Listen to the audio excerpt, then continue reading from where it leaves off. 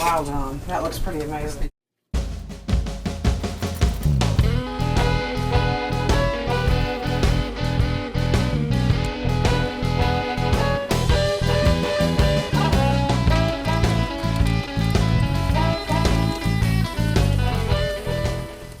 Well, here we are, back on the road to Ribtown, a journey that documents all the things I learned about smoking ribs. This episode here was filmed along the shores of Delaware and features Texas rib candy and sand in the water pan. Before we get fully started in today's cook, let's talk about the difference between water versus sand in a Weber Smoky Mountain cooker. As you can see, this is a cross-section of a Weber Smoky Mountain cooker. Let's start by taking a look at the traditional way of cooking with the WSM by filling the water pan with water. Once the charcoal is ignited, it creates energy or heat energy. That energy is absorbed by the water. And as more energy is absorbed, the temperature of the water begins to rise. Once it reaches its maximum temperature of 212 degrees or 100 degrees Celsius, the water converts from a liquid to a gas or steam. This makes water good on two fronts. One, because it remains relatively cool, thus lowering the overall air temperature, and two, adds moisture into the cooking environment when it's converted into steam. However, because energy is being used by the conversion of water into steam, the production of more energy is required to sustain that transfer. That means greater combustion and more fuel consumption. Not to mention the fact that all the water will eventually evaporate, so it may need to be replenished during a long cook. Now what if we use sand? Well, sand, like water, absorbs energy, much more in fact because of its makeup as a solid. And due to the fact that sand won't change state until it reaches nearly 4,000 degrees Fahrenheit, there's no conversion of energy like there is with water into steam. So that means less energy will be required to run at temps at or below 275. And less energy equals less fuel consumption. I guess the real questions are, how well does it work? And how will the lack of moisture in the air affect the final product? Now, we're at the beach, and there's plenty of sand around, so that's why I decided to use some in my WSM today.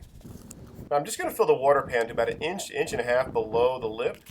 Once it's smoothed out, I'm going to cover it with some foil, that way the grease won't drip all into the sand. Cleanup will be easy, I can reuse it, or just put it back on the beach. Now, although I know using sand will require less fuel, I don't know how much. So I'm just setting up my WSM the exact same way I done in episode 8, using the method called Sue's Donut, and I'm incorporating some hickory chunks closer into the circle of the open ring, because that's really when the smoke is really going to affect the meat in the early stages of the cook. And once the coals are white hot, I'm going to assemble the smoker, and I'm going to put the vents 100% open in the bottom, just to see where she comes to settle. And while we're doing that, let's take a look at these ribs. Today I'm cooking 2 racks of baby backs from the Swift Pork Company, which personally is not one of my favorite brands. A prime example is the fact that both racks have several bones that are exposed on top. It's what you call a shiner. This happens when the butcher cuts too close to the bone. Either I wasn't paying enough attention in the store or the label was in the way, but I got them, and I shouldn't have. Just try to avoid buying them if you can at all costs. I mean, you're paying for meat, not for bones. Anyways, like most racks, these come with the membrane still on. Removing it can be easily done by putting a small butter knife underneath the membrane and pulling it off with a paper towel for grip. Now if you're lucky, you can pull it off all in one swipe. For base and binder, I'm back to using some yellow mustard. And it's not out of choice, it's out of necessity, really. This is a family rental property and came up here at the end of the summer and there's nothing in the house. And all I brought was yellow mustard, so that's what I'm using.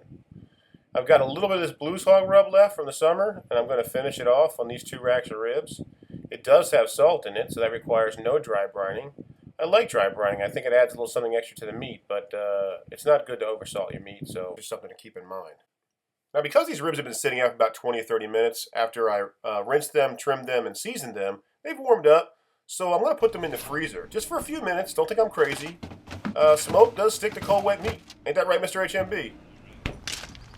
Now, when I set up my WSM for ribs, I like it to sit somewhere between 225 and 250.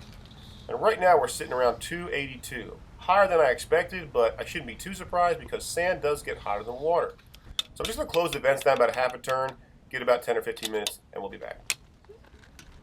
Alright, let's see if we made any progress here. No, we're at 293 now. So I'm going to close the vents to about a quarter of the way open, and I'll be back. Alright, so the pit temperature has come down slightly, but not where I would like it to be. I'd like it to be under 250.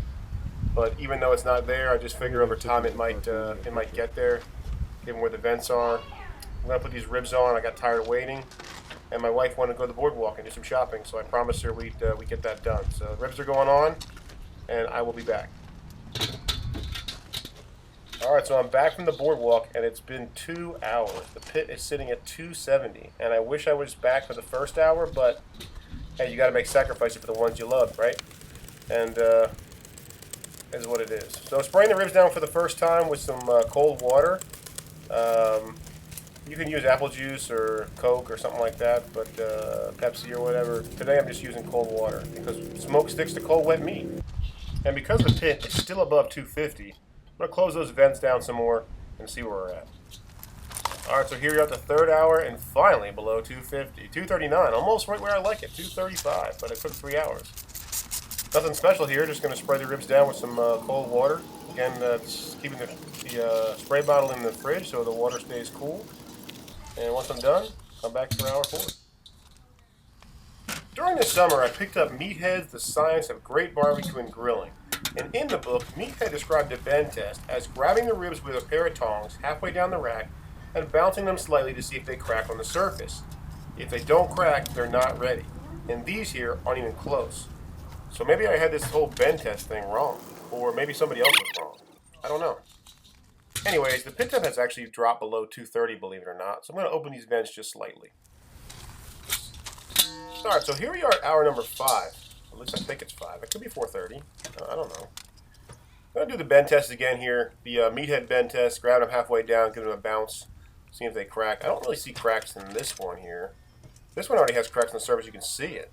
You can see it more obviously as I'm bouncing it. The cracks on the surface up there. It does have a pretty good bend to it. Just to be certain, though, I'm going to check the temperature in several spots of both the ribs. And both of them are showing to be in the low 190s, which means they're either done or close to being done. So, Meathead, maybe you're onto something. For sauce today, I'm going to use some bone-sucking sauce, but the real star of the show, Texas Pepper Jelly's Rib Candy Mango Habanero flavor. I'm going to mix about 2 parts to this bone-sucking sauce with 1 part of the Texas Rib Candy, just for 1 rack of ribs. And that's how a lot of competitors use Texas Rib Candy. They kind of add it to one of their favorite sauces. And that seems to work for them. You know, maybe the added sheen and the added heat. But I've never tried this stuff before, so we're going to do 1 rack with the mixture. And the other rack, well, that's the real part of the show.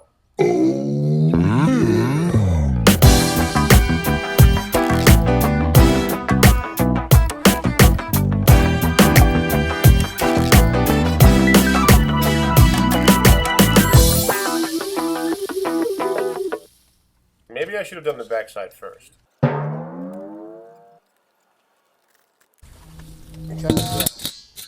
After about, I don't know, 10, 15 minutes, the sauce is set. So is the sun. I'm going to bring these ribs in the house, cut them up using the old electric knife.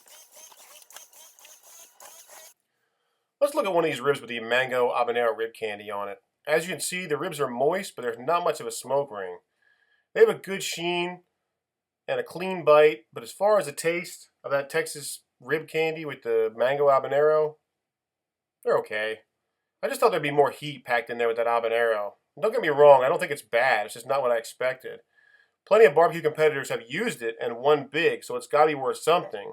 But for me, though, it just may not be worth it. You're paying $11 a bottle for this stuff and $11 and change to ship it. If you want to try it, it's going to be up to you. Now, what about those 2 questions about sand in the water pan? How well does it work? And how will the lack of moisture in the air affect the final product?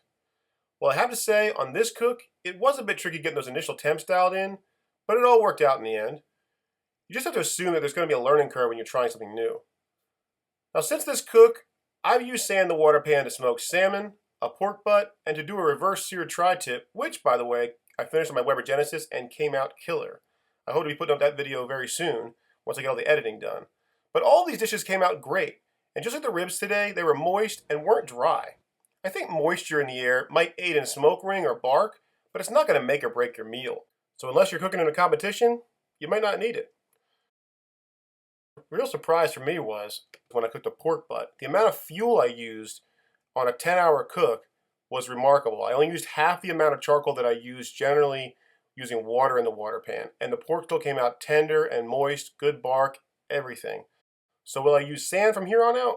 I don't know, time will tell. I'll do some more testing. But that's my video, folks. I hope you all learned something.